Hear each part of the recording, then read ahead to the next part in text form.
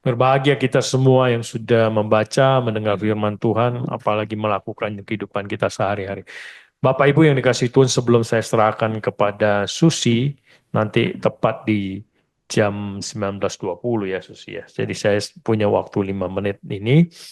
Saya ingin menyampaikan bahwa Yesaya pasal 7 terdiri dari dua perikop yang tadi sudah kita baca. Perikop pertama itu ayat 1 sampai 9 diberi judul Yesaya dan Raja Ahaz.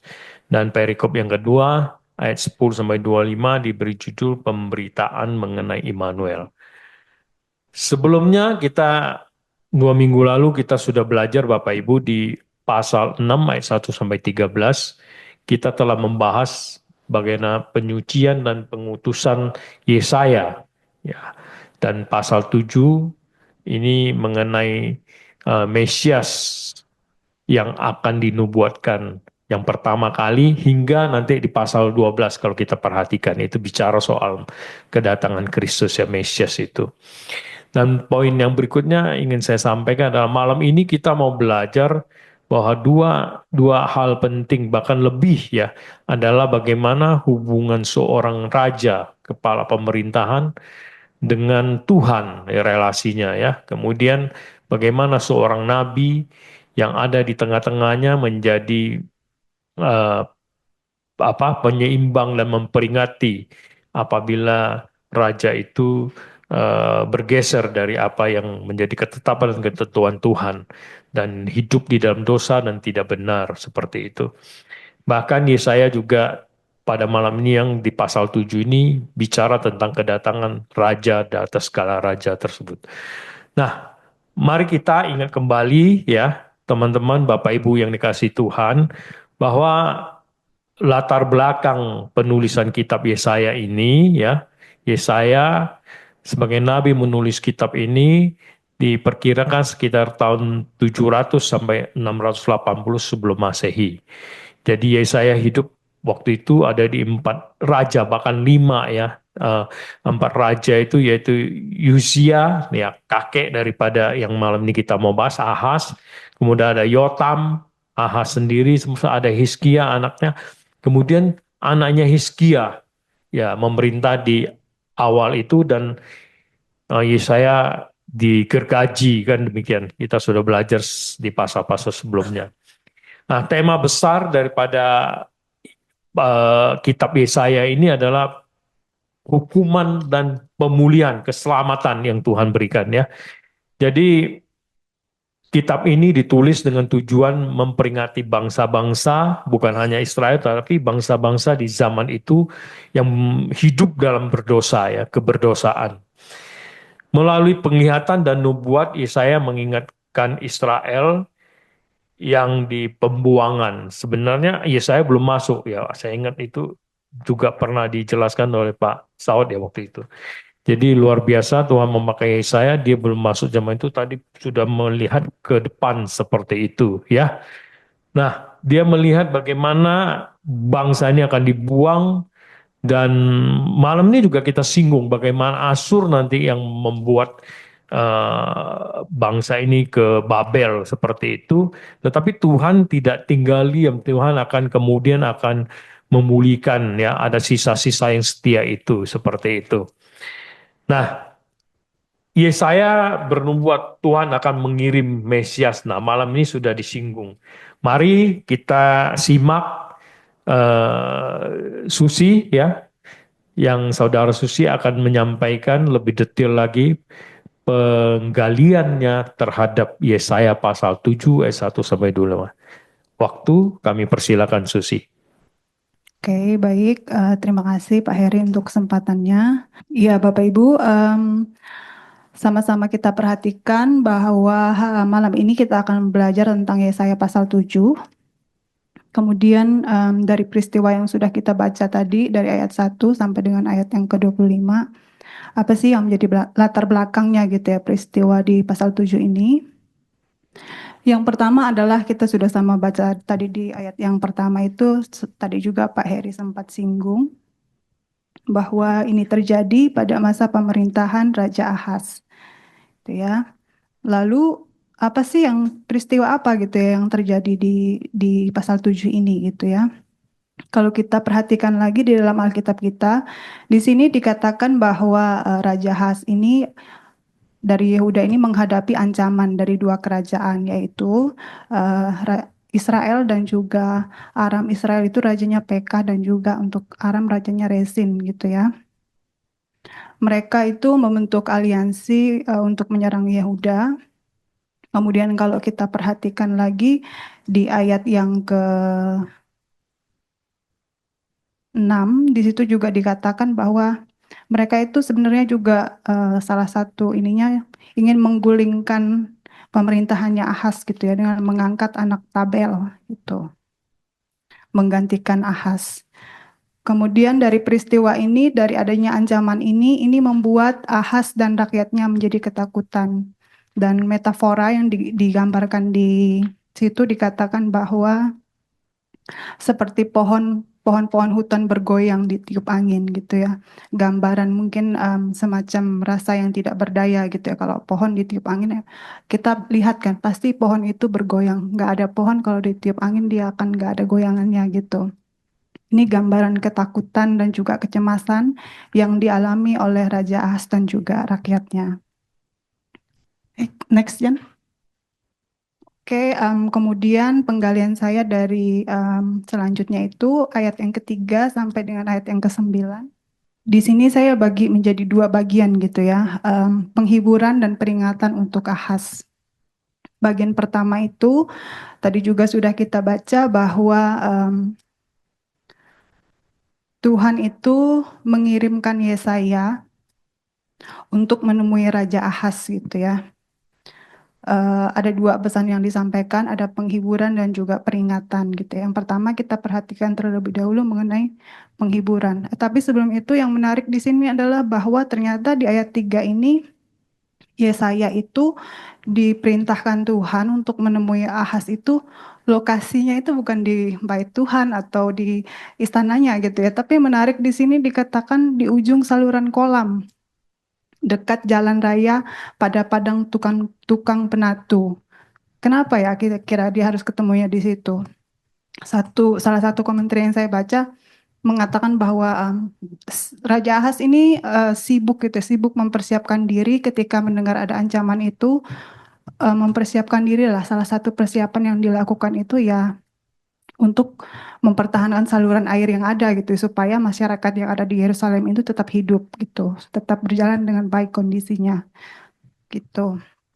Dan mari kita sama-sama perhatikan isi dari perintah Tuhan yang Tuhan berikan melalui Yesaya ini. Untuk penghiburan yang pertama tuh di sini dikatakan bahwa teguhkanlah hatimu dan tinggallah tenang gitu. Di tengah situasi yang sulit dan juga penuh dengan ancaman gitu ya, pasti mustahil lah untuk tetap teguh dan juga tetap tenang gitu, untuk tidak takut. Tapi Tuhan mengatakan melalui Yesaya ini bahwa Raja Ahas ini diminta untuk tenang dan juga tidak takut gitu. Nah, kenapa gitu ya? Karena memang kekuatan Aram dan Israel ini tidak akan bertahan lama gitu. Di sini metafora yang diberikan itu seperti puntung kayu yang berasap gitu. Kita tahu bahwa kalau kayu api yang berasap dan sudah tinggal kayak puntungnya itu dia kan berarti udah habis terbakar, tinggal asapnya saja gitu ya. Bisa digambarkan bahwa mereka ini sebenarnya sudah hampir padam atau sudah hampir mati lagi, tidak ada kekuatannya sama sekali yang perlu ditakutkan. Kemudian di ayat yang ke-15 di situ juga ada kalimat yang mengatakan bahwa maka negeri yang kedua raja engkau takuti itu akan ditinggal kosong. Artinya bahwa nggak akan, kekuatan Aram dan Israel itu tidak perlu ditakutkan karena mereka juga tidak akan bertahan lama gitu. Kemudian selanjutnya ayat 5 sampai 7, mereka ini memang merancangkan yang jahat tetapi Tuhan tidak akan membuat itu terjadi. Itu kita bisa simak ayatnya sampai dua kali gitu ya. Di ayat 7 itu dikatakan bahwa tidak akan sampai hal itu dan tidak akan terjadi. Penekanan Tuhan bahwa Tuhan akan menjaga Israel gitu. Walaupun um, Aram dan Israel merancangkan yang jahat, tetapi Tuhanlah yang akan menjaga umat Yehuda ini. Kemudian selanjutnya bahwa kekuatan mereka, artinya Aram dan juga Israel ini mengandalkan manusia gitu ya. Kalau kita perhatikan di ayat 8 ini dikatakan bahwa Resin itu kepalanya Damsik, kemudian anak Remalia ialah kepalanya itu Samaria. Artinya yang mengepalai kerajaan itu adalah manusia gitu. Mereka hanya bisa mengandalkan kekuatan manusia. Tetapi beda dengan Yehuda, mereka punya Tuhan Allah yang menjadi kekuatan mereka.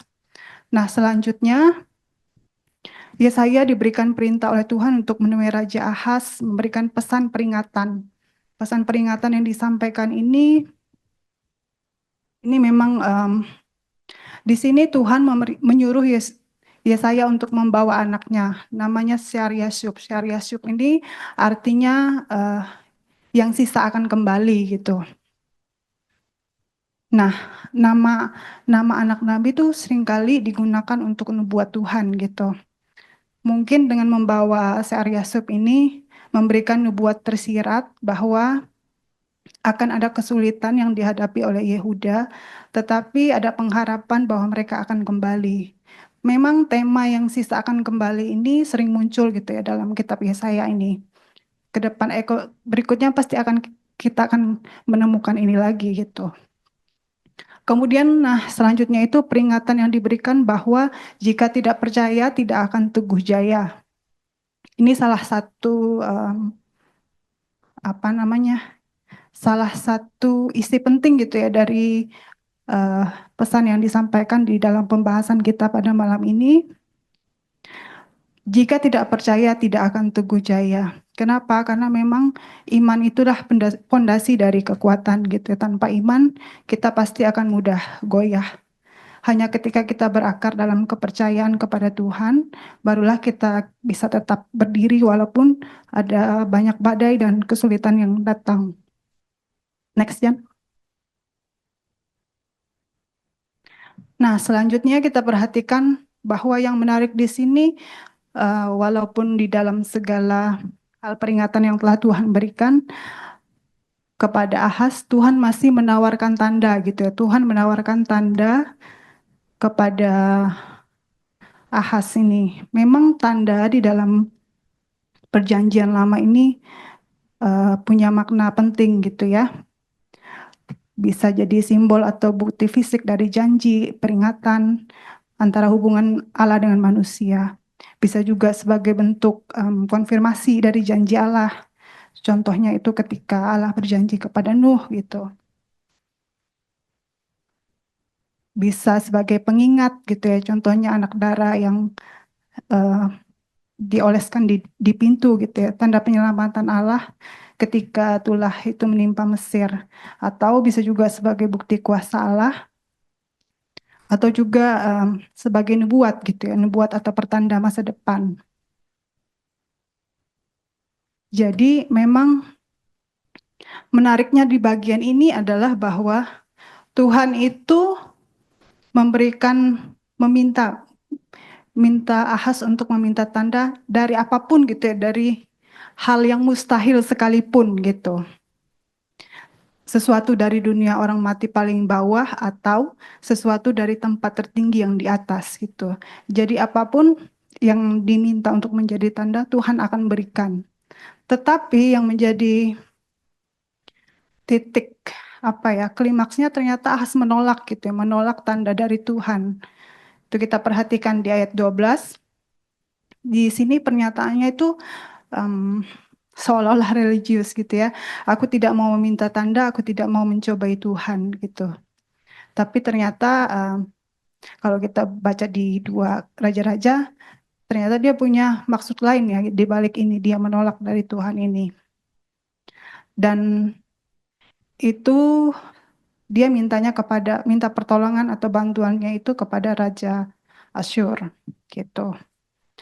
Kemudian kalau kita perhatikan dari bagian ini, respon Yesaya itu terhadap penolakan Ahaz ini dia sangat bisa dibilang ada pernyataan kok dari tafsiran mengatakan Yesaya ini marah gitu ya, marah karena eh, Ahaz ini menolak gitu ya. Kalau Bapak Ibu perhatikan di kalimat yang awalnya dibilang gini, mintalah suatu pertanda dari Tuhan Allahmu. Tetapi ketika Ahaz menolak, kalimatnya jadi bentar ya. Di sini dikatakan, baiklah dengarkan hai keluarga Daud. Jadi dari Ahaz menjadi keluarga Daud, kemudian dari Allahmu menjadi Allahku. Ayat 13, ayat yang ke-11 dan juga ayat yang ke-13. Ada seolah penggambaran yang eh, bahwa yang terjadi ini sangat amat mengecewakan gitu ya bagi Yesaya ini ketika melihat reaksi atau respon dari Ahaz yang menolak tanda dari Tuhan gitu. Nah, ini salah satu inti. Ini salah satu inti dari juga pembahasan kita pada malam hari ini, tanda dari Tuhan gitu ya. Ketika Ahaz menolak tanda dari Tuhan, Tuhan tetap memberikan tanda itu gitu ya kepada Ahaz. Menariknya di ayat 14 itu dikatakan sebab itu gitu ya. Kalimat ini diawalin dengan pernyataan sebab itu. Sebab itu baru kemudian dikatakan apa yang menjadi tandanya. Tanda yang diberikan Tuhan dari penolakan dan ketidakpercayaan kepada Ahaz. Apa itu? Yaitu perempuan muda akan mengandung dan melahirkan anak laki-laki namanya Immanuel. Allah beserta kita. Nah ini kita bisa lihat dari Matius 1 ayat 23 juga hampir kalimat yang sama gitu ya. Memang dalam bagian ini nih ada beberapa pandangan lah istilahnya ya. Ada yang mengatakan bahwa yang dimaksud itu melahirkan anak laki-laki, ada yang mengatakan anak Yesaya, ada yang mengatakan anak Ahaz gitu ya, Hizkia. Tetapi kalau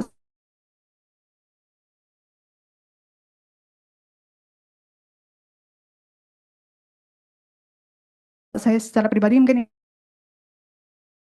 Ahaz. Meski Ahaz tidak percaya,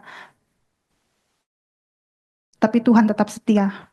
Meski Ahaz menolak, tetapi Tuhan tetap menyertai umatnya. Tapi bagi yang menolak, tanda ini menjadi tanda penghakiman. Dan selanjutnya bahwa um, dinyatakan di sini akan ada masa sulit gitu ya untuk anak ini karena yang ia makan adalah dadih dan juga madu gitu. Ini salah satu perlambangan masa kesulitan kalau yang saya baca. Kalau salah ya minta tolong dikoreksi. Di sini di dalam masa sulit ini si anak ini bisa membedakan yang baik dan yang jahat. Tetapi ironinya bahwa Ahaz dalam masa sulitnya di dalam ancaman dari dua kerajaan tadi, justru tidak percaya kepada Tuhan dan justru dia malah meminta bantuan kepada Asyur. Ya, ini 17 sampai 25 dibuat penghakiman, tadi juga Pak Heri sempat singgung gitu ya. Akan datang hari yang sulit untuk Yehuda, itu dijelaskan di ayat yang ke-17. Ada juga lagi diberikan metafora lalat dan lebah sebagai kawanan penjajah yang akan menindas Yehuda. Ayat 18 sampai 19. Kemudian ayat 20 itu gambaran penghinaan gitu ya, dan dipermalukan dengan kejam. Karena memang kalau Asyur ini terkenal dengan bangsa yang kejam gitu. Dan juga kesulitan secara ekonomi yang mereka punya itu ternaknya tersisa satu ekor lembu dan juga dua ekor domba. Mereka yang tersisa hanya akan makan dadi dan madu karena memang tidak ada makanan lain gitu ya, hanya ada itu yang tersisa. Di ayat 23 sampai 25, tanah yang dulunya subur kini udah tandus gitu ya, hanya ditumbuhi oleh tanaman yang tidak berguna. Ini nubuat penghakiman yang diberikan. Nah, apa yang dipelajari dari bagian ini?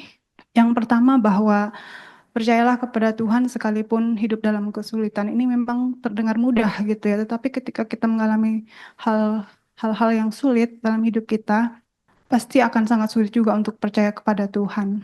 Tetapi di dalam bagian ini biar kita boleh belajar bahwa uh, salah satu hal yang terpenting dalam hidup kita itu adalah percaya kepada Tuhan gitu ya. Sebenarnya waktu Ahas seperti didesak, diancam oleh dua kerajaan itu, bukan dua kerajaan itu yang menjadi ancaman, tetapi bagaimana dirinya itu bisa percaya kepada Tuhan. Justru itulah intinya, apa ya, bertarung dengan diri sendiri itu lebih sulit gitu ya dibanding dengan ancaman yang ada di sekitar kita. Kemudian belas kasihan Tuhan menuntut respon yang benar. Ketika Tuhan masih berbelas kasihan, tentu Tuhan juga menuntut respon yang benar. Tapi kita lihat bagaimana eh, Ahas meresponi kasih Tuhan itu, gitu ya. Dia justru malah menjauh dari Tuhan. Itu salah satu pelajaran bagi kita dalam masa-masa belas kasihan ini, ketika Kristus belum datang kedua kali. Biarlah kita juga punya respon yang benar untuk kasih karunia Tuhan dalam hidup kita. Kemudian yang ketiga, ingatlah bahwa Tuhan beserta kita. Tuhan memberikan tanda Immanuel sebagai pengingat bahwa Dia tidak akan meninggalkan umatnya, tetapi juga menjadi pengingat bahwa ketika kita tidak percaya kepada Tuhan, itu juga menjadi penghakiman. Yang terakhir, jangan gantikan iman dengan solusi instan. Jadi ya, berharap bahwa ini peristiwa ataupun hal-hal sulit di hidup kita, iman tetap menjadi pondasi untuk kita melangkah. Kemudian yang terakhir, next Jan.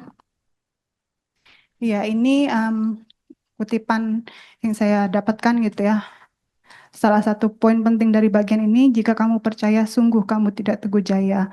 Dan satu kutipan yang menarik dari Charles Spurgeon, dia bilang begini, jika engkau percaya, kepercayaanmu akan membunuh dosamu, atau dosamu yang akan membunuh kepercayaanmu. Biarlah ini boleh menjadi semangat, pengingat, perenungan juga buat kita untuk bisa terus memiliki percayaan penuh kepada Tuhan. Itu dari saya, terima kasih Pak. Iya, terima kasih Susi untuk sharingnya. Bapak Ibu, ini masih ada waktu sebentar. 19.40 ya kita mulai diskusi ya. Sampai 20.25 kan. Jadi saya mau gali sedikit ya dari Susi tadi ya. Sebelum saya nanti kasih waktu yang pertama ke Pak Saud nih, dia udah siap berlembar-lembar. Nggak usah Pak Saud dulu, saya moderator, saya nentuin. Kalau sana dulu nanti Yun nggak kebagian. Nanti sepenggal-sepenggal. Jadi saya berkuasa nih malam nih ya, saya moderatornya. Saya ngatur. Oke, Susi, saya sedikit saja mau gali sedikit tadi saya garis tebal itu tanda menjadi hal penting dalam perjanjian lama kan Susi bilang tadi itu bisa sebagai pengingat bukti masa kuasa bukti kuasa Allah dan nubuat dan lain sebagainya. Nah, di ayat 12 ini seakan-akan dia eh, religius sekali Susi dibilang tadi bahwa Ahas itu nggak mau minta tanda, bahkan dia kasih satu kalimat yang bagus gitu. Wah, aku nggak mau coba Tuhan gitu kan gitu. Nah, sebenarnya apa sih yang dimotivasinya itu? Kalau dia nggak kita katakan kan kalimatnya religius banget itu ya. Jadi apa sebenarnya? Iya, kalau kita lihat kembali, Ahas ini kan memang, kalau baca dari dua raja-raja ini, raja yang tidak, istilahnya dia melakukan apa yang jahat di mata Tuhan. Ia tidak Hmm, melakukan apa yang benar. Jadi basic kehidupannya itu adalah penyembahan berhala. Walaupun papanya, Yotam itu raja yang benar gitu ya, dan hmm, anaknya pun dibilang raja yang takut akan Tuhan. Tetapi kalau menurut saya nih Pak, hmm, ini persepsi ya. hmm, Kenapa dia mengatakan kalimat yang religius tetapi dengan motivasi yang tidak murni? Karena memang pertama, basic kehidupannya dan kepercayaannya itu adalah penyembahan berhala. hmm, Tetapi walaupun begitu, secara tradisi kan, tradisinya orang Yehuda ini kan melekat ya. Kalimat yang dia kutip ini kan dari Ulangan ya, gitu. Jangan mencobai Tuhan Allah gitu. Dan pasti itu juga dia dia punya itulah gitu. Sehingga itu juga yang mungkin intinya kayak, bisa dibilang munafik kali ya, munafik di depan beda, di belakang beda. Iya, Gitu, Pak. iya. Jadi dia memang menarik dirinya dan rakyat untuk penyembahan berhala. Tetapi dia juga tidak lupa akan tradisi bahwa Israel adalah penyembah kepada Allah ya. Jadi ada sinkritis di sana juga kemunafikan ya. Ya, Saya ngomong A tapi lakunya B kan gitu ya, berpura-pura. dan juga mungkin pertolongan di depan yang instan itu kayaknya lebih menarik mata Pak dibanding iman. Oke, jadi ya dia logikanya kuat banget ya, gitu ya, lebih hebat daripada Tuhan. Nah, kira-kira seperti itulah ya. Oke, sebenarnya ada satu lagi pertanyaan, tapi berjalannya waktu nanti kita akan lemparkan ini. Silakan sekarang Pak Saud. Terima kasih Pak Heri moderator. Jadi sebenarnya saya ada 2 lembar nih ya. Pembahasan pertama tentang Yesaya pasal 7. Yang 1 lembar lagi sebenarnya ini satu pernyataan dari saya yang memang kalau dikaitkan dengan Yesaya pasal 7 ini ya tidak ada hubungannya. Namun berhubungan dengan PA kita. Oh, nanti terakhir kalau itu Pak. Oh Ini terakhir terakhir. aja Yang ya. pertama Ya. dulu, Oke. lembaran pertama. Oh jangan biar nanti habis waktunya. Iya, yang pertama aja dulu, yang langsung berkaitan dengan pasal 7 dulu. Oh gitu. Ya, ya, Baik, ya. ya udah. Jadi menurut saya pasal 71 sampai 25 ini pendapat saya ini saya bagi dalam 2 bagian ya. Yang bagian pertama itu dari pasal 7 ayat 1 sampai dengan 9 ya. Sebenarnya ini bicara tentang raja dan kerajaan ya. Jadi ini kita bisa buktikan ya dari sebagai contoh ya. Kata Damsyik ialah ibu kota Aram dan Rezin ialah kepala atau raja Damsyik. Ya. Kemudian yang kedua, Samaria ialah ibu kota Efraim dan anak Remalia yaitu Peka. Peka bin Remalia ialah kepala atau raja Samaria. Kerajaan Samaria ini kerajaan apa? Kalau kita baca dari mulai tadi ayat 1 ada kata-kata Efraim. Efraim adalah Israel. Makanya ketika terjadi perpecahan Salomo, 2 kerajaan itu sebenarnya mereka mengklaim bahwa yang sulung di antara 12 anak Israel itu secara kelahiran memang Ruben, tapi secara pilihan adalah Efraim. Makanya Efraim menuntut dia tidak mau bahwa dialah yang sulung ya.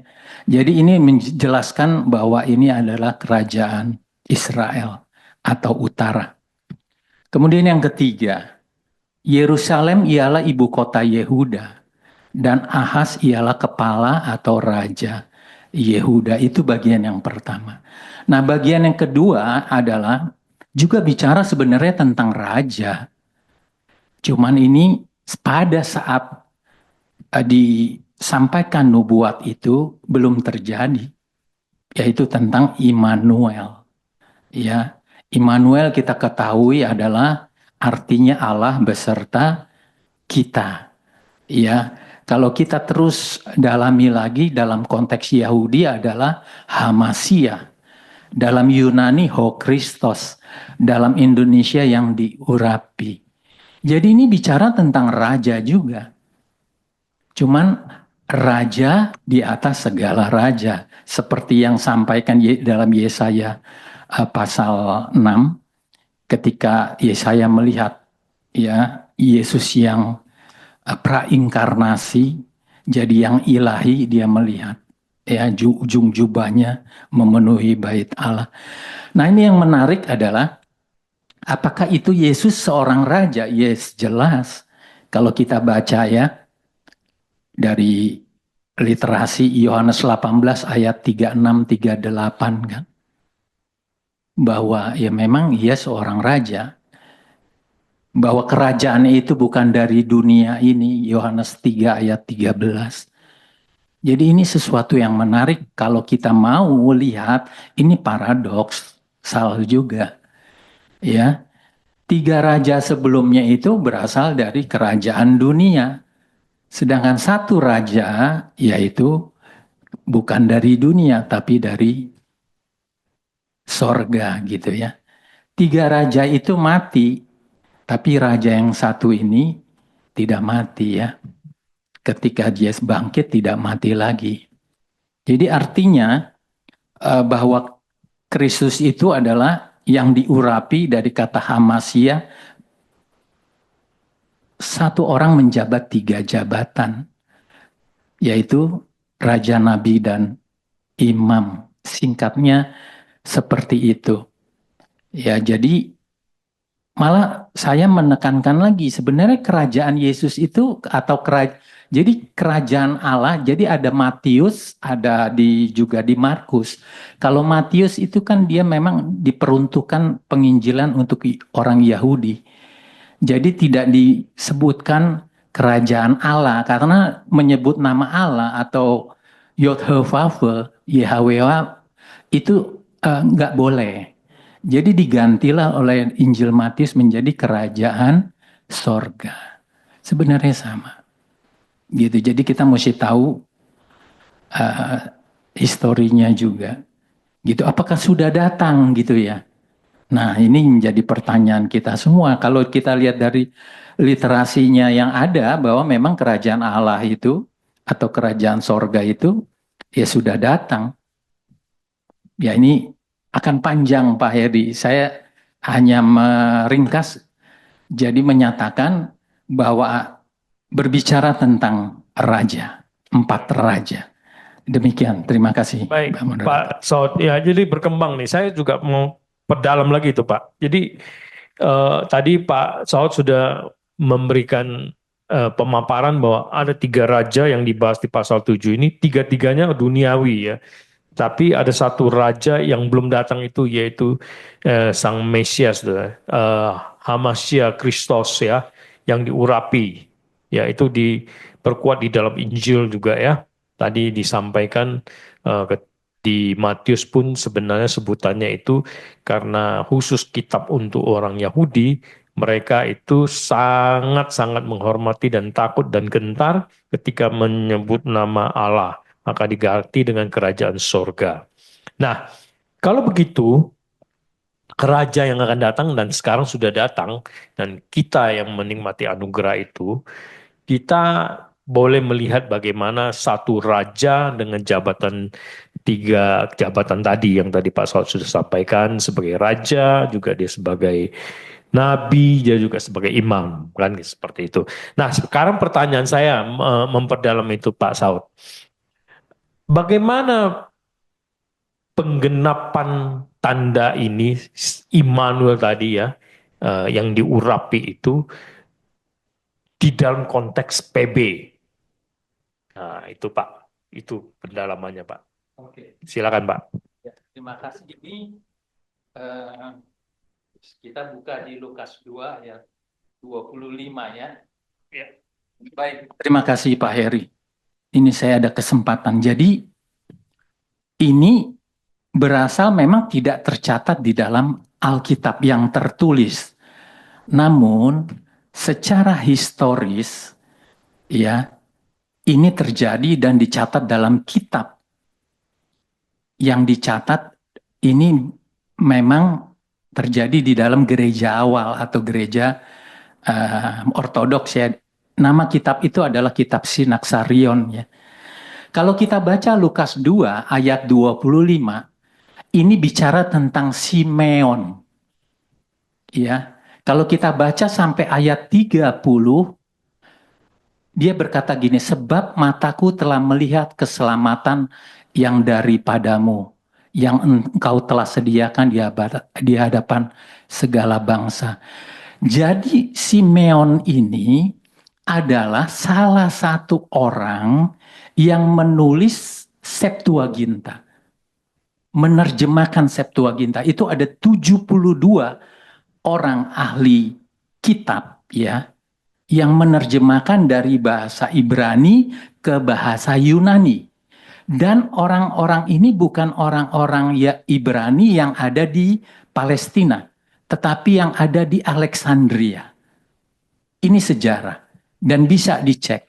Nah, 300 tahun sebelum Kristus lahir itu sudah ada kitab Septuaginta. Nah, Simeon ini, cerita dalam Sinaksarion ini adalah berkata begini, karena dia menerjemahkan anak darah. Padahal aslinya Yesaya 7 ayat 14, perempuan muda, Alma. Jadi dia punya keinginan untuk menghapus itu, tapi dalam ini percaya atau tidak, ini memang dicatat, Roh Kudus mengatakan jangan. Jadi perbedaan perempuan muda dan anak darah ini sangat-sangat beda. Saya pernah dengar Pak Bigman bicara, perempuan muda belum tentu perawan. Gitu ya. Ya ini kita udah nangkap, kita nggak jalan teruskan lagi. Jadi, tetapi Simeon bilang, oke, baik, tapi saya mau melihat anak itu dengan mata saya sendiri. Dan itu diizinkan Tuhan. Saudara-saudara bisa baca nanti di Lukas 2 ayat mulai 25 sampai akhir yang terakhir ya. Di sinilah setelah dia melihat anak itu, jadi bayangkan Simeon itu umur berapa? Dia yang menerjemahkan Septuaginta. Ya. Nah, bicara tentang para rasul, tentunya memakai kitab Septuaginta. Nah, pertanyaannya kenapa orang Kristen, khususnya Protestan, memakai kitab yang berbeda? Karena Septuaginta itu kalau digabungkan dengan 27 kitab perjanjian baru, jumlahnya 73. Tapi kenapa kitab Alkitab kita 66? Ini histori lagi, gitu ya. Terlalu panjang Pak Heri. Ya. Jadi seperti itu, terima kasih. Baik, Mbak Saud, saya nggak mau kembangkan soal kitab yang berbeda itu. Tetapi yang saya tangkap yang menarik adalah bahwa di dalam konteks PB itu benar-benar sudah nubuat ini sudah digenapi. Dan Simeon pelaku sejarahnya, dan dia bahkan mengatakan bahwa dia akan melihat itu, dan kita tahu kalimatnya berikutnya, dia pun sudah rela mati kan begitu kan. Itu yang mana? Itu baru permulaan dari tadi yang saya katakan bahwa di dalam Yesaya pasal 7 ini baru mulai menyinggung soal nubuat Mesias. Karena sampai pasal 12 masih juga akan bicara soal Mesias ini. Ini sudah terjawab di dalam perjanjian baru. Jadi bahwa saya mau garis bawah ini kental sekali, ini nyata sekali bahwa Yesus Kristus itulah yang dinubuatkan itu dan yang kita boleh imani. Puji Tuhan. Baik, sekarang saya lemparkan kepada teman-teman yang di Zoom maupun yang ada di ruangan WB. Silakan, kita masih punya waktu setengah jam. Dipersilakan. Banyak hal yang bisa kita gali teman-teman. Misalnya contohnya tadi anak Tabel. Siapa sih Tabel itu? Kenapa sih motivasinya? Itu orang kerajaan utara, Raja Pelak ya tadi. Siapa? Sama Aram, ya Rezin, PK. Ya, kenapa dia mau gulingkan si Ahas nih? Nah, motifnya apa gitu loh? Apa dari sudut pandang politik atau dari segi agama atau apa ini? Silakan. Sayang sekali ya waktunya jalan terus. Susi mungkin bisa jawab pertanyaan saya terakhir sebelum yang lain mau tanya. Silakan Sus. Yang tabel ini ya Pak. Tabel sih saya coba cari-cari referensi tapi nggak nemu Pak. Ini orang siapa? Orang Aram atau orang Israel? Jadi nggak tahu gitu. Tapi kalau ditanya kenapa mereka mau tujuannya apa sih gitu ya mereka menyerang atau mau menggulingkan Ahas ini gitu ya. Yang saya baca-baca sih memang akan waktu itu kerajaan Asyur memang lagi jaya-jayanya memang dalam masa ininya ya memperluas kerajaannya itu gila-gilaan lah gitu. Kalau nggak salah juga Israel sama Aram ini juga kalau nggak salah sih udah jatuh ya di bawah pemerintahannya Asyur gitu. Termasuk juga Yehuda ini. Nah, mereka itu mau mengajak Ahas ini untuk sama-sama melakukan apa ya, pemberontakan melawan Asyur. Itu sih Pak yang saya dari referensi yang saya baca itu arahnya ke situ gitu. Oh, jadi mau ngajak Ahas untuk lawan Asur ini. Iya, tapi ditolak. Kerajaan utara sama Aram, Iya, begitu. iya, politiknya begitu gitu kan. Oh. Tapi Ahas nggak mau, Nggak makanya mau. mau diperangin gitu. Iya, makanya Ahas kan minta perlindungannya sama Asyur Ah, gitu untuk bisa menyerang Aram sama Israel. Israel ya, Karena utara ya. iya, Hmm. karena pada akhirnya memang nanti Raja Resin itu akan dibunuh oleh Raja Asyur. Hmm. Kalau nggak salah sih, nggak tahu rajanya masih Tiklat Ya, itu. gimana pendapat yang lain? Ayo silakan. Apa sepandangan? Kalau bisa Bapak Ibu yang hadir jawab silakan sebelum nanti Pak Gelen yang menyimpulkan. Sebetulnya untuk Pak Saud banyak pertanyaan, Mau bertanya apa yang disampaikan Pak Sot, boleh Bu, tapi silakan. kebanyakan lagi. Panjangan ya Pak Saud ya. Nanti di kakak ya. Tapi nggak apa-apa, Dokter Lumoga mau Silakan. menyampaikan sesuatu nggak Selama apa-apa. masih keterkaitan dengan pasal 7 ini silakan Bu. Tadi Pak Saud mengatakan bagian pasal 7 ini dibagi menjadi dua bagian. Yang pertama ayat 1 sampai 9 mengenai raja. Yang kedua apa? Oh, ya Iya, silakan langsung aja Pak Sot. Immanuel itu yang Yesaya 7 ayat 14. Dua. Ya. Sebenarnya bicara dari 1 sampai 25 itu tentang 4 raja gitu. Menurut saya, tafsiran saya. Dan itu saya buktikan dengan bahwa Yesus memang adalah seorang raja, bahkan raja di atas segala raja. Itu yang saya sampaikan. Walaupun Benar khusus intinya. untuk, Iya. maksudnya khusus untuk ayat 10 sampai terakhir itu khusus mengenai Mesias. Saya kira Intinya enggak deh. ya, intinya dengan tentunya ada satu ya ada metafora, ungkapan-ungkapan apa, tapi inti dari 1 sampai 25 itu menurut saya tentang raja, 4 raja yang tercatat di situ. Jadi maksudnya gini Bu Lomongga, menurut pemahamannya Pak Saud itu 10 sampai 25 itu bicara soal 4 raja. Satu kelompok itu adalah raja dunia yang tadi raja utara, Aram dan Asyur. Sedangkan bagian yang kedua adalah raja di atas segala raja, yang raja bukan dunia tapi yang kekal, yang akan datang itu.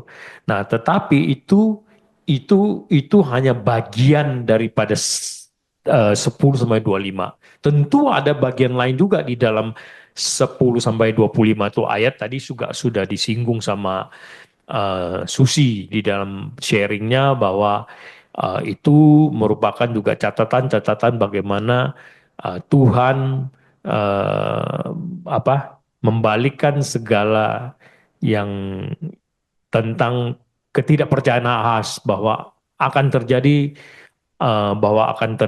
bahwa dua raja itu seperti eh, puntung api yang sudah tidak ada apa-apanya nanti suatu ketika seperti itu. Dan masih banyak hal-hal lain bisa digali dari situ, Bu Lomongga. Silakan, Bu. Kalau saya melihatnya, saya membagi ini eh, mengenai Mesias nggak terlalu Hmm. banyak di sini, hanya sebagian kecil. Di sini di pasal 7 ini yang utama adalah eh, mengenai nubuatan mengenai kejatuhan Samaria, kejatuhan Yehuda. Ya. Ini Hmm. biasa, kalau ini sekitar saya bagi menjadi 4 bagian. Yang pertama adalah plot antara Syria dan Samaria terhadap Yehuda. Saya lebih cocok dengan apa namanya dengan Susi. Ya, lanjut. Yang kedua, prediksi bahwa ancaman Syria dan Samaria itu tidak akan berhasil. Itu makanya Yesaya diminta oleh Allah untuk memberitahukan pada Ahaz, gak usah takut, karena mereka itu nanti akan habis. Bahkan diramalkan dalam 65 tahun Israel itu akan sudah tidak ada, bukan lagi suatu bangsa, tidak bisa lagi menjadi suatu bangsa, tapi sudah dihancurkan. Itu yang kedua. Baru yang ketiga, nubuatan mengenai Immanuel ini. Nanti di pasal-pasal berikutnya baru lebih banyak lagi mengenai Mesias. Tapi khusus di sini 10 sampai 16. nanti di pasal 10 sampai 16 Ayat 10. itu selain tanda mengenai Immanuel, juga di tanda-tanda kejatuhan Syria dan Samaria. Dan yang terakhir, puncaknya adalah Penghukuman. nubuatan mengenai invasi Asyur, menghancurkan Syria dan Samaria. Itu. Nanti di pasal 8 baru semua ini, nubuatan-nubuatan ini terlaksana, hancurnya Samaria dan Syria, kemudian juga nanti akan ada prediksi kejatuhan daripada Yehuda. Tapi yang paling utama yang harus dipegang dari pasal 7 ini adalah yang kalau saya pegang, sama saya seperti Susi, andalkanlah Tuhan. Dalam segala hal, politik, rohani, apapun, andalkanlah Tuhan. Jangan mengandalkan manusia. Itu yang menjadi nasihat barangkali buat kita untuk jadi pegangan dari pasal 7 ini. Nah, nanti barangkali Pak Saud saya minta untuk lebih dalam lagi di pasal-pasal berikutnya mengenai Immanuel ini tadi dari Lukas, mengenai Simeon itu yang saya ingin lebih mendalami lagi. Barangkali itu aja Pak Heri. Baik, Ulo Mongga. Jadi saya garis bawahi lagi tadi yang Pak Ibu sampaikan. Sebenarnya tidak ada bertentangan dengan Pak Saud, ya. Hanya Pak Saud menyorotnya bahwa ini intinya bicara ya seperti itu. Tetapi betul juga Bu Lomongga bahwa ayat 1 sampai 2 itu bicara tentang bagaimana Yerusalem diperangin, mau diperangi oleh dua rezim itu ya, Rezin sama Raja Rezin sama PK ya, seperti itu. Terus ayat 3 sampai 7 itu membuat bagaimana mereka itu gagal untuk menaklukkan Yahuda ya.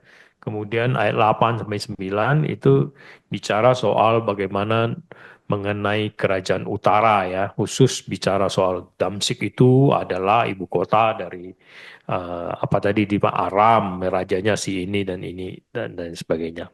Kemudian di bagian yang berikutnya tanda dari Tuhan yaitu tadi mengenai Immanuel tadi itu yang diperdalam tadi sama Pak Saud sebenarnya ya mengenai yang poin mengenai kelahiran Immanuel itu sebagai raja yang kekal itu. Dan yang terakhir penghukuman dan atau istilah lain pemulihan Yehuda sebenarnya.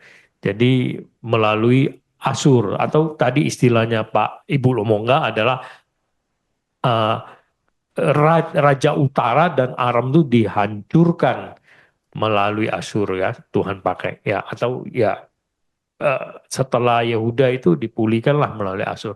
Yang menariknya adalah, nah ini pertanyaan saya untuk pendalaman Ibu Romonga bisa bisa sharing juga, bisa kasih pandangannya bahwa Asur yang tadinya menjadi rekanan diminta pertolongan dengan menimbang perak kalau kita perhatikan di dalam referensi firman Tuhan yang lain ya dikatakan Ahas menimbang perak untuk memberi upeti kepada Asur, kerajaan Asur, untuk bersekutu dengan dia, melawan utara dan Damsyik tadi, ya Aram tadi, seperti itu. Tapi di kemudian hari, betul nggak kalau kita bicara itu? Mereka kan dibuang ke Babel, ditaklukkan oleh Asur sendiri. Ya kan? Iya. Sekutu akhirnya menjadi musuh. Ini menarik sekali. Betul ya, Bu Makanya, Lomongas setuju ya? iya, makanya Ya. jangan mengandalkan manusia. Ah, Andalkan itu waktu dia itu. kuncinya. Sebenarnya itu ya. Jadi bicara ini kita sudah kekinian.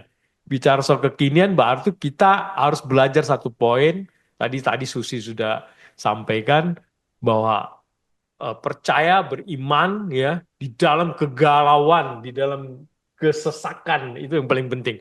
Waduh, waktu saya merenungkan ini juga susahnya setengah mati ya, nggak gampang. Kalau kita lagi di ujung tanduk, masihkah kita hanya minta tolong sama Tuhan? Kadang kita kayaknya lebih pintar ya Bu ya. Wah Iya, ini betul. gimana caranya Bisa. kita mutar otak kita? Baik, Segala macam cara kita pakai untuk bisa ya selamat. itu dia. Baik, pada Tuhan bilang di bagiannya tenangkanlah dirimu kan gitu kan. Iya. Tuhan akan di pihak kita. Oh aduh menarik sekali. Baik, terima kasih. Ini Yesaya juga luar biasa kalau saya ingat dia memang seorang penyair bagus. Dia pakai kata tadi tunggul api ya. Apa tuh? Bara api atau apa terus dipakai gentar seperti pohon ditiup angin. Luar biasa ya, puitis sekali dia. Wah, sair-sairnya bagus dalam simbolik-simbolik metafora istilahnya tadi Susi. Terima kasih. Apalagi berikutnya silakan. Bu Nevi udah join itu dan mic-nya terbuka. Barangkali mau langsung menyampaikan sesuatu Bu Nevi, kami persilakan. Oh, belum Pak, belum. Lanjut aja dulu Pak. Baik. Silakan yang di ruangan Vera, Bella, Yunita mau sampaikan sesuatu, mau tanya, pasti ada banyak pertanyaan. Jangan malu bertanya sesat di jalan katanya nanti.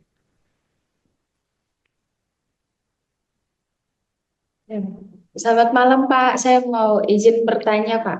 Ya, silakan Deli. Kan Bella apa Deli? kalau Deli Pak, Deli Pak. Deli, benar kok.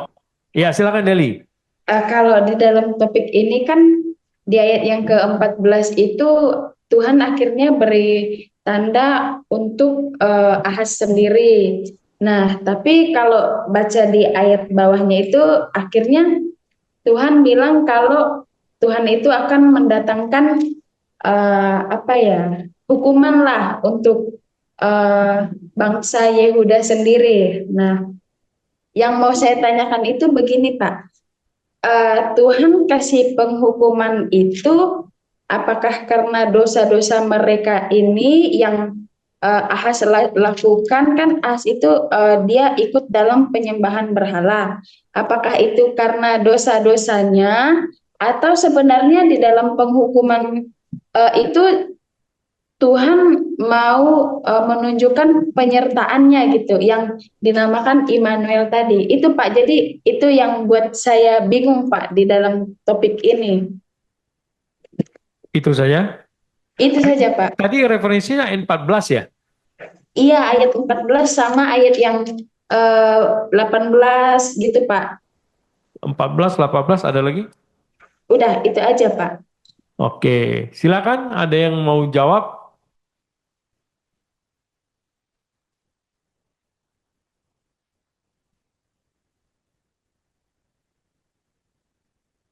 Jadi pertanyaan tadi yang membingung apa Dela bisa diulangin bahwa kenapa apa sebenarnya dosa yang Ahas sehingga Tuhan menghukumnya gitu ya? Dosa yang mana satu gitu ya?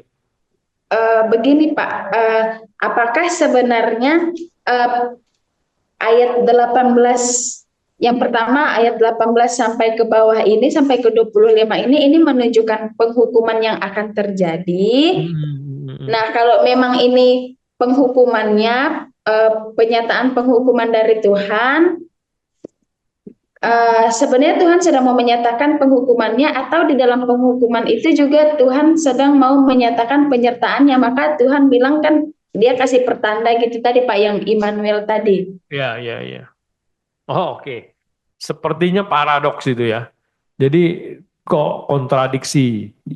Sebelum ayat 18 Tuhan memberikan sebuah harapan. Ya, Immanuel penyertaan ya raja yang akan datang itu. Tetapi kok di ayat 18 dan seterusnya tadi adalah penghukuman. Nah, ini mungkin Susi dulu yang bisa jawab karena Susi tadi udah bahas panjang lebar nih di bagian yang terakhir ini. Silakan, Sus. Coba ya. Em, Kalau dibilang ayat 18 sampai seterusnya ini karena maksudnya peristiwa ini memang terjadi, iya gitu ya. Karena memang kalau kita di pasal selanjutnya juga jelas gitu di pasal 8 nanti mungkin lebih detail bahwa Yehuda ini nanti akan apa ya? Memang tidak sampai musnah gitu, tapi porak-poranda lah gitu oleh kerajaan Asyur. Seperti tadi yang Pak Heri bilang, itulah ironinya. Tadinya mereka minta tolong, justru malah mereka sendiri di akhir bagiannya itu justru malah apa ya? Ya hampir dimusnahkan gitu ya oleh Asyur. Kenapa? Ya karena memang itu ya setiap em, setiap dosa pasti punya harganya lah, konsekuensinya lah gitu. Karena memang secara kehidupan kan kalau kerajaan itu rajanya yang dilihat gitu ya. Tapi konsekuensinya berlaku untuk umat gitu. Rata-rata kan begitu ya kalau kita baca di Alkitab gitu. Tindakan Ahas ini eh, bisa dibilang dosa itu eskalasi ya, eskalasi dari yang awalnya mungkin dia cuman penyembahan berhala sendiri, tetapi ketika dia habis pulang dari Damsik itu, ketika Asyur habis memusnahkan rezim ini, dia justru malah bukan hanya lebih bisa dibilang hampir menggantikan bait suci yang untuk penghormatan kepada Tuhan itu jadi untuk menyembah Baal gitu. Jadi penyembahannya lebih-lebih lah, penyembahan kepada berhala itu lebih dan lebih lagi lah gitu.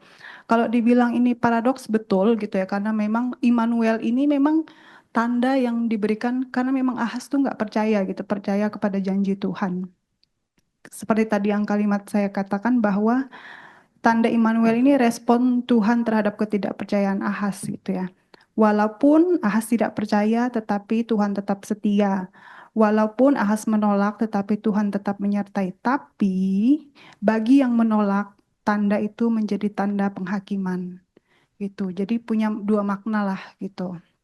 Kalau dibilang penyertaan Tuhan tetap ada karena memang itu perjanjian Tuhan dengan Daud gitu ya. Karena pada akhirnya itu perjanjian kekal karena keturunan Daud yang akan menjadi raja yang akan kita temukan nanti di dalam Kristus gitu. Kerajaan Daud itu tetap kokoh karena pada akhirnya tujuannya itu yaitu Kristus gitu. Ini saya hanya menambahkan ya. Tadi pertanyaan Deli ya, Deli. Jadi kalau konteksnya ayat ini ya, mintalah suatu pertanda dari 11 sampai 14, sebenarnya si Raja Ahas ini dia merasa dirinya untuk meminta nasihat atau permintaan dari Yesaya untuk meminta langsung kepada Tuhan, dia tidak merasa sanggup dalam pengertian dia sebagai orang yang begitu menghormati Tuhan, takut dengan Tuhan, dan dia merasa juga bersalah. Memang belum kita tahu ya apa yang terjadi nanti. Justru walaupun dia tidak mau meminta, bukan berarti akhirnya kesalahan itu ditanggung gara-gara konteks tadi dari ayat 11. Bukan. Kalau Raja Uzia memang ketika dia mau mempersembahkan di bait Allah seperti seorang imam, memang Tuhan tegas di situ keadilannya. Memang sudah diperingatkan. Makanya Uzia ini, tahukah saudara-saudara Uzia itu dalam keadaan wafat atau matinya dia menderita sakit apa? Ada yang tahu nggak? Kusta. Tapi bukan karena kusta Raja Uzia mati, bukan. Diizinkan Tuhan, dia menderita kusta sampai dia tidak ada lagi di bait Allah ataupun di kerajaannya, tapi di rumah bukan pembuangan lah, anggaplah rumah khusus yang untuk dia karena dia buat salah. Tapi kalau untuk konteksnya apa nih Ahas dalam konteks 11 minta langsung ke Tuhan, bukan. Itu sih tambahan dari saya. Terima kasih. Deli gimana Deli? Apakah kejawab atau Iya Pak, iya Pak, sudah Pak, sudah yakin? sudah yakin Pak. Apa Terima jawabannya? kasih. Ah, ah. Diuji sama saya. Ya, jadi tadi pertanyaan kamu bagus sebenarnya ya. Jadi nanti minta tolong Pak Galen itu dilengkapi.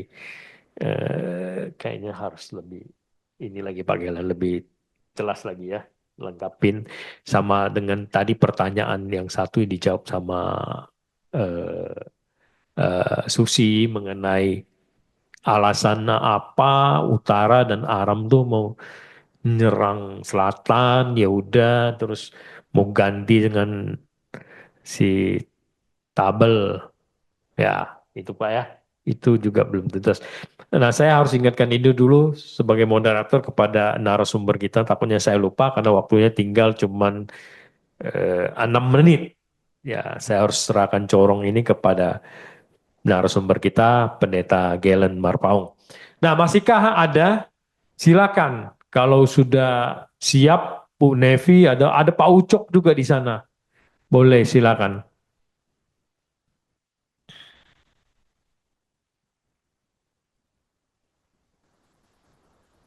Atau yang di WB, ayo jangan berharap dari Zoom membuat pertanyaan. Kita yang di WB, ayo silakan bertanya, diskusikan materi kita. Yesaya 7.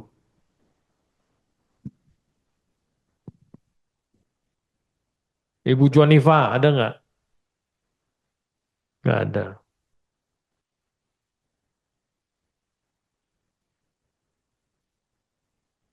Kalau masih ada silakan, masih ada satu atau dua pertanyaan ya sebelum saya serahkan kepada Pak Galen.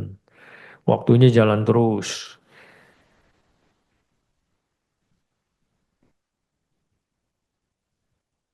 Pak Ucok ada?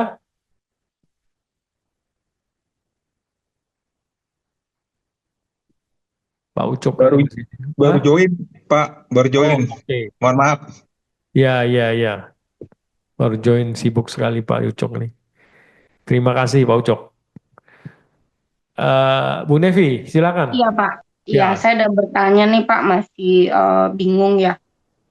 silakan Bu. Menjadi pertanyaan di sini ketika Tuhan melanjutkan firman-Nya di ayat 10 kepada Ahaz, ya Tuhan kan nyatakan di ayat 11, mintalah suatu pertanda dari Tuhan Allahmu.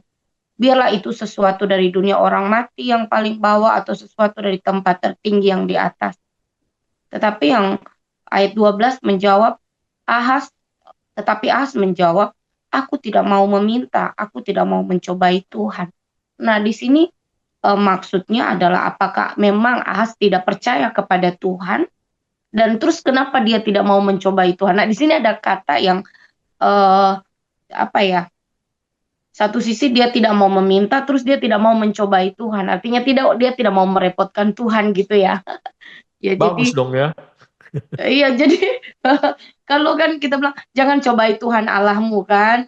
Nah, tetapi di sini apa di balik ini sudah diyakini bahwa Ahaz ini memang tidak percaya akan Tuhan gitu ya. Tapi ada satu aku tidak mau mencobai Tuhan. Maksudnya apakah dia mau merendahkan kuasa Tuhan atau seperti apa gitu ya Pak ya? Ya, Si Ahaz ini. Begitu Pak. Demikian pertanyaan saya. ya, terima kasih Bu Nevi. Tadi pertanyaan itu juga di awal sudah kita diskusikan ya. Tapi nggak Oh, apa-apa. Nanti artinya ini penting untuk Pak Galen kembali menjelaskan sampai tas tuntas gitu loh Pak. Ya, sebenarnya ada banyak hal yang bisa nanti saya kira mungkin Pak Galen sudah siapkan lah ya di slide-nya Pak Galen. Jadi saya nggak mau perpanjang lagi. Kayaknya ini memang Bu Nevi sudah pertanyaan terakhir. Sisa 3 menit Pak Galen. Silakan Pak Galen langsung aja ambil alih. Terima kasih.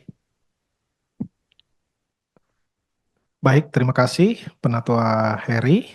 Hari ini kita membahas dari Yesaya pasal 7 seluruhnya ya, mulai ayat 1 sampai ayat 25. Ah, ya, tadi secara detil Saudari Susi sudah banyak memberikan ulasannya ya, dan sedikit banyak juga beririsan. Tadi juga ada pendalaman dari Pak Saud dan juga Penatua Heri. Ya, saya harap apa yang saya paparkan juga menjawab pertanyaan-pertanyaan dari Bapak Ibu sekalian ya. Nah, ini peristiwanya adalah peristiwa historis.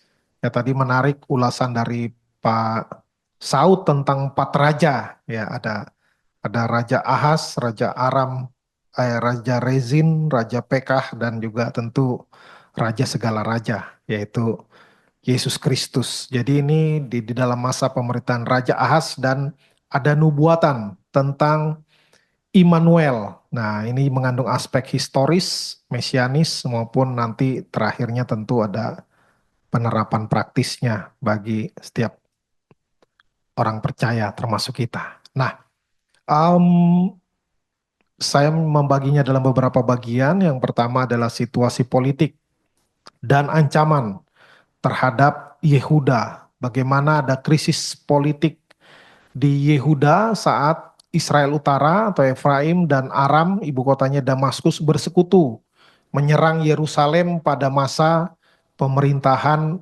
Raja Ahaz ya. Raja Ahaz ketakutan, tadi digambarkan seperti pohon-pohon bergoyang di tiup angin ya. Nah, ketakutan Ahaz ini mencerminkan sikap manusia yang cenderung mengandalkan kekuatan duniawi daripada iman kepada Tuhan. Nah, ini tadi yang dibahas, kenapa utara atau Israel dan Aram bersekutu atau beraliansi untuk menyerang Yerusalem atau Yehuda ya. Dari konteks sejarah ini, karena pada saat itu sebenarnya yang sedang naik daun itu adalah Asyur. Ya, Asyur menjadi lawan yang tangguh. Ya, lawan yang tangguh. Karena itu eh, Israel Utara dan Aram ini bersekutu. Nah, mereka awalnya mau mengajak Yehuda untuk ikut bergabung dalam rangka melawan kekuasaan Asyur yang dikdaya pada abad itu, abad ke-8. Namun rupanya Raja Ahaz berpikir, daripada gabung sama yang kecil, mendingan gabung sama yang besar. Ya, kalau sekarang kira-kira milih gabung sama NATO lah gitu ya, karena itu yang paling paling kuat di dunia. Nah, karena Yehuda tidak mau bergabung dengan aliansi Israel atau Israel Utara dan juga Aram, maka akhirnya mereka yang menyerang Yehuda karena nggak mau bersekutu ya, karena nggak mau jadi kawan ya jadi lawan gitu. Tapi uh, memang di dua raja-raja itu, di dua raja-raja pasal 16 dijelaskan bagaimana uh, Raja Ahaz itu mengirim upeti kepada Raja Asyur ya, Tiglat-Pileser. Nah, bahkan cilakanya itu dia mempersembahkan emas dan perak dari mana? Dari perbendaharaan rumah Tuhan. Emang parah ini ya, rajanya. Dari perbendaharaan rumah Tuhan dikasih kepada Raja Asyur. Ya, sudah jelas kan Tuhan tidak mau diduakan kan, apalagi dari rumah Tuhan itu dikasih kepada Raja Asyur. Ya, tentu itu akhirnya membawa hukuman bagi bangsa Yehuda sendiri. Nah, di sini bagaimana kita melihat manusia cenderung mengandalkan pemikirannya sendiri, kekuatan duniawi. Memang secara logika orang lebih senang bersekutu dengan yang paling kuat. Dalam hal ini bangsa Asyur. Padahal Tuhan udah bilang, ya nggak usah takut. Nggak usah takut dalam arti bukan mencari dukungan Asyur. Nggak usah takut terhadap Israel Utara dan terhadap Aram, maksudnya ya mengandalkan Tuhan. Tetapi Raja Ahaz mencari bantuan Asyur, yang mana ini tidak sesuai dengan kehendak Tuhan. Lalu berikutnya ayat 3 sampai ayat 9, janji Allah kepada Ahaz melalui Nabi Yesaya. Ya, ini tadi Saudari Susi sudah menjelaskan, Tuhan mengutus Yesaya beserta anak laki-lakinya Syer Yashub, artinya sisa, yang sisa akan kembali. Nah, harusnya jangan takut kan? Ya mungkin diserang nanti ada juga yang mati, tetapi tentu akan ada sisa. Ya, itu Tuhan mengutus untuk menenangkan Ahaz, tetapi ternyata ya tidak demikian diterima oleh seorang Raja Ahaz. Dia mencari jalannya sendiri. Ya padahal udah dijelaskan mereka akan hancur itu. Ya dibilang hanya berapa puluh tahun tuh, 65 tahun dibilang ya di ayat keberapa tuh saya baca. Ya, di ayat awal inilah ayat 3 sampai ayat 9. Ayat 8 ya, ayat 8 dibilang Damsyik adalah ibu kota Aram, Rejim ialah kepala Damsyik. Dalam 65 tahun Efraim akan pecah, tidak menjadi bangsa lagi. Bahkan spesifik di situ disebut berapa lama. Ya, tapi kalau kamu nggak percaya, kamu tidak akan teguh jaya atau tidak akan teguh berdiri. Nyatanya ya Ahaz tidak mengikuti apa yang menjadi firman Tuhan untuk menguatkan dia bertahan dalam masa krisis. Ya, bagian ini menunjukkan pentingnya kepercayaan kepada kedaulatan Allah. Ya, mempercayakan hidup, mempercayakan keselamatan kepada Tuhan daripada mengandalkan solusi diri sendiri atau solusi manusia. Kemudian tanda Immanuel. Nah, ini Tuhan menawarkan tanda. Nah, ada pihak lain yang minta-minta tanda. Kalau ini Tuhan yang nawarkan, ya Tuhan yang menawarkan, tetapi Ahaz menolak dengan tidak mau mencobai Tuhan. Nah, ini sebenarnya bukan sebuah kerendahan hati, ya, tetapi tadi Saudari Susi sebenarnya sudah jelaskan, ya bagaimana dia punya jalannya sendiri, yaitu meminta bantuan Asyur, ya, yang mana itu bukanlah yang menjadi kehendak Tuhan. Nah, jadi ini perkataan kamuflase, ya, perkataan uh, munafik, kelihatannya rendah hati padahal dia punya rencananya sendiri. Dia punya rancangan sendiri yang ada di depan mata. Yang ada di depan mata ada kekuatan politik yang lebih hebat daripada Israel dan Aram. Ya, yang mana yang menarik bahwa pada awalnya berhasil ya minta backingan Asyur ya pada awalnya berhasil, tetapi memang menurut sejarah Asyur akhirnya menghancurkan Damsyik, ya seperti yang ditulis di sini juga yang kita bahas tadi. Tetapi kemudian muncul kekuatan yang lebih besar lagi, yaitu kekuatan Babel. Ya, jadi ada kesan di awalnya cukup berhasil menggandeng Asyur, maka Israel atau Yehuda mendapatkan perlindungan dari Asyur. Namun yang terjadi ya eskalasi dosa menjadi semakin parah. Kenapa? Karena kalau baca lagi 2 Raja-Raja pasal 16 itu akhirnya bagaimana gaya ibadah, gaya ritual kafir dari orang-orang Asyur itu akhirnya dilakukan juga oleh Raja Ahaz, termasuk ada mempersembahkan anak, ya 2 Raja-Raja 16 ayat 3, mempersembahkan anak sebagai korban dalam api. Waduh, ini akhirnya ya namanya di bawah sekutu ya kan. Kayak sekarang ada persekutuan BRICS, ada persekutuan NATO, tentu anggotanya harus mengikuti kesepakatan bersama. Ya, ada tukar budaya, menerima, saling memberi, saling menerima gitu kan, termasuk dalam hal agama. Ya, maka termasuk mesbah-mesbah itu 2 Raja-Raja 16 ayat 10 sampai ayat keberapa nih? Sampai ayat ke-18. Itu bagaimana membangun mesbah-mesbah bagi para dewa. Ya, akhirnya dilakukan oleh Raja Aswi, tentu bagian dari MOU-nya ya karena dia berlindung di bawah Asyur dan akhirnya Babel menghancurkan Asyur dan setelah itu ya Israel Yehuda nggak ada backingan lagi. Ya Yehuda mencoba meminta bantuan Mesir, tetapi disikat juga Mesir sama Babel dan akhirnya Yehuda jatuh ke tangan Babel. Ya, itu menurut sejarahnya. Nah, kemudian Yesaya memberikan tanda dari Tuhan. Seorang perempuan muda akan mengandung dan melahirkan seorang anak yang disebut Immanuel. Ya, bagian ini mencakup dua aspek penggenapan, ya, atau dual fulfillment. Ya, artinya yang pertama secara historis nubuatan ini memiliki penggenapan pada zaman Ahaz, ya, di mana ada anak akan lahir uh, yang dari perempuan muda yang akan menyelamatkan Yehuda pada zaman itu. Ya, ini penggenapan konteks dekatnya historis pada zaman Ahaz, pada zaman Nabi Yesaya. Ya, ini menjadi tipologi nanti. Tetapi kemudian pemenuhannya adalah pada aspek mesianik. Ya, di Matius 1 ayat 23. Ini tipologi. Jadi dua kali penggenapan pada zaman itu terjadi juga, ya, perempuan muda, tetapi kemudian ini kegenapan yang sepenuhnya adalah pada peristiwa Yesus Kristus.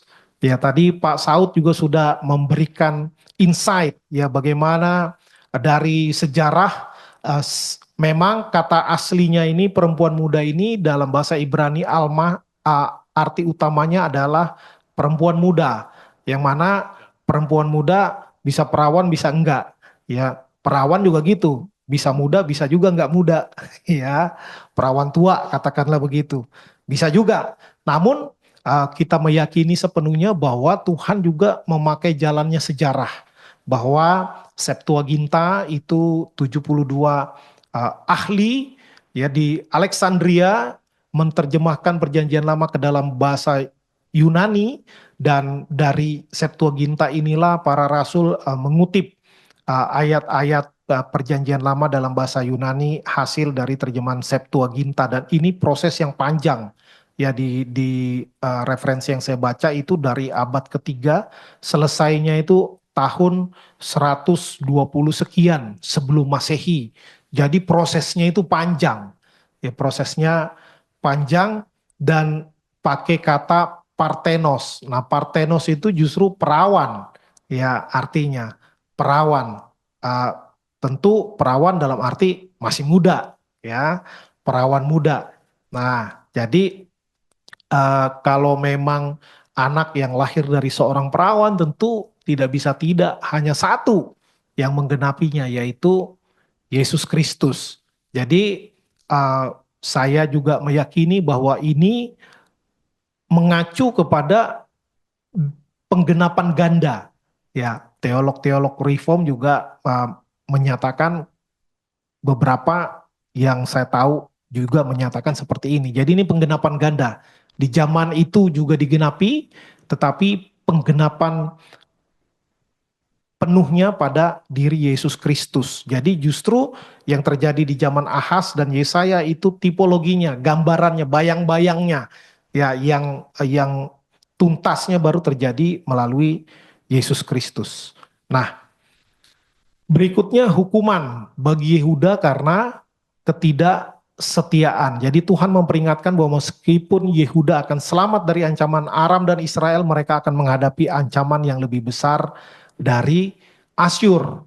Yaitu tentu mereka tidak lagi menjadi bangsa yang independen, tetapi mereka sedikit banyak dipengaruhi oleh Asyur yang lebih kuat. Tadi saya sudah jelaskan bagaimana akhirnya penyembahan berhala, mempersembahkan anak sebagai korban, ya, yang dibakar itu terjadi juga. Nah, itu akhirnya mereka dihukum Tuhan atas pilihan mereka sendiri. Ini menjadi konsekuensi dari pilihan politik Ahaz, ya, yang justru bersekutu dengan Asyur daripada dia sepenuhnya percaya kepada firman Tuhan.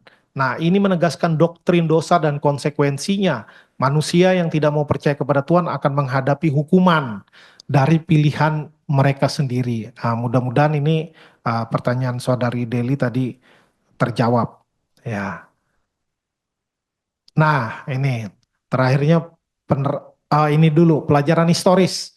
Ya, intervensi Allah dalam sejarah. Tuhan berdaulat atas bangsa-bangsa dan keselamatan sejati datang dari Tuhan, bukan dari aliansi politik. Ya. Kemudian nubuatan mesianik dalam sejarah. Ya, nubuatan tentang Immanuel memiliki penggenapan langsung pada zaman itu dalam zaman Ahas dan penggenapan penuhnya dalam diri Yesus Kristus. Jadi nubuatan itu tersebar, nubuatan mesianik tersebar di banyak sekali bagian di Perjanjian Lama. Salah satunya tentu dari Yesaya pasal 7 ayat 14 yang sangat spesifik mengacu kepada kelahiran Yesus Kristus dari seorang perawan. Nah, makna teologis dari Yesaya 7 tentu kedaulatan Allah. Allah berdaulat atas sejarah dan politik bangsa-bangsa. Ya, jadi bukan suatu kebetulan apa yang terjadi di dunia ini. Ada Tuhan yang mengatur jalannya sejarah. Dan pentingnya iman. Dan ketika tidak beriman itu adalah sebagai dosa. Ya, Ahas memilih solusi manusiawi daripada percaya kepada Tuhan. Ini mencerminkan realitas dosa. Manusia mengandalkan hikmat sendiri daripada bersandar pada Tuhan.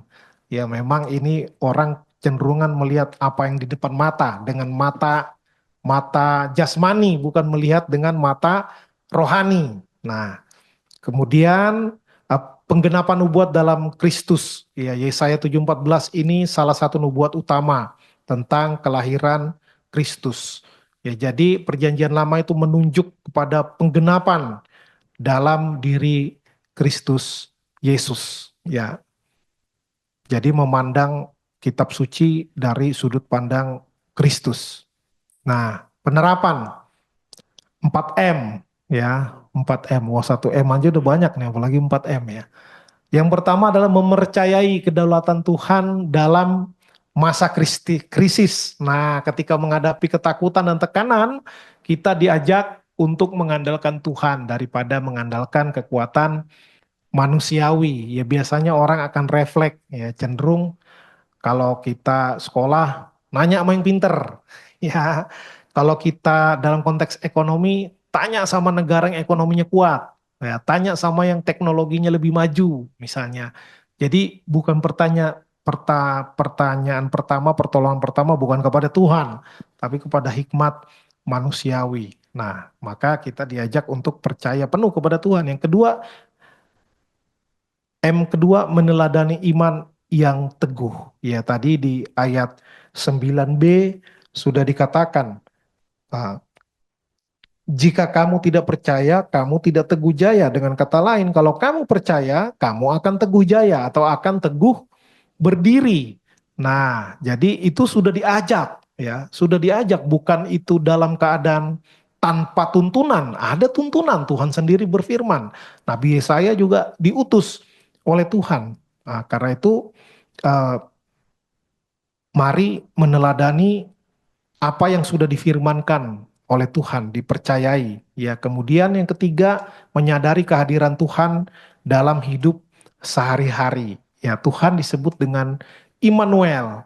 Ya, maka di zaman Ahas, Immanuel adalah Tuhan membuat ada orang yang lahir yang akan menolong mereka, ya, menolong mereka. Tetapi ketika dalam diri pribadi Yesus Kristus, Tuhan sendiri yang berinkarnasi menjadi hadir di tengah-tengah manusia, hadir dalam kehidupan manusia sehari-hari. Ini mengingatkan kita bahwa Tuhan selalu beserta kita dalam segala situasi, dengan demikian menghiburkan dan memberikan keberanian dalam menjalani kehidupan kekristenan kita. Yang terakhir, menghindari keputusan yang berlandaskan ketakutan. Nah, jadi Ahas itu membuat keputusan politik karena takut, ya, bukan karena iman. Nah, ini menjadi pelajaran agar kita tidak membuat keputusan berdasarkan ketakutan, melainkan berdasarkan iman kepada Tuhan. Ya, demikian yang bisa saya sampaikan. Kalau ada mungkin pertanyaan yang kurang terjawab, belum puas, nah, boleh satu kali lagi sebelum ditutup. Demikian dari saya kembalikan kepada moderator. Iya, terima kasih Pak Galen sudah menuntaskan pasal 7 ini malam ini yang kita sudah diskusikan dan disimpulkan tadi. Yang paling penting adalah yang saya catat tadi 4M tadi ya. Percuma kita belajar ngelotok di kepala tetapi penerapannya nol besar. Nah, mari kita belajar firman Tuhan menerapkan M pertama tadi, mempercayai kedaulatan Tuhan dalam masa kritis. Nah, ini yang paling susah memang. 2, meneladani iman yang teguh. Kemudian menyadari kehadiran Tuhan dalam hidup kita sehari-hari. Immanuel ya, Tuhan yang imanen. 4 yang terakhir, menghindari keputusan yang berlandaskan ketakutan. Jadi, marilah kita belajar firman Tuhan menerapkan dalam kehidupan kita sehari-hari.